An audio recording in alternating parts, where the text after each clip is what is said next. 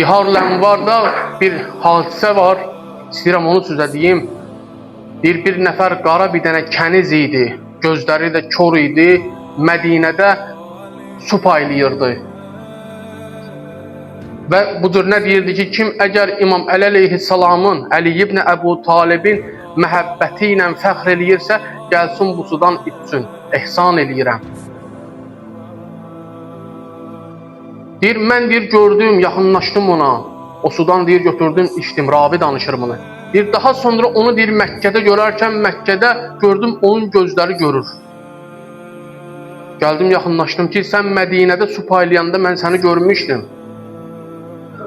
Sənin gözlərin kör idi. Necə oldu sənin gözün açıldı?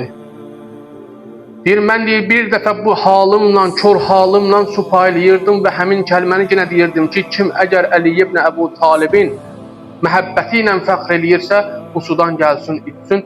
Bir nəfər yaxınlaşdı mənə, dedi ki, əgər sən həqiqətən də iddia eləyirsənsə, Əli ibn Əbu Talibin şiələrindənsən, onu sevənlərdənsən, niyə Allahdan istəmirsən ki, Allah sənin gözlərini açsın?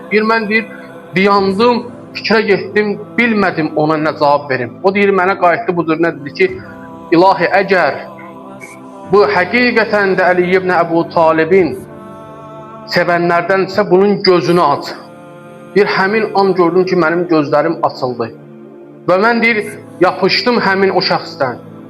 Soruşdum ki, sən kimsən ki, bu duanı elədin və sənin duan qəbul oldu?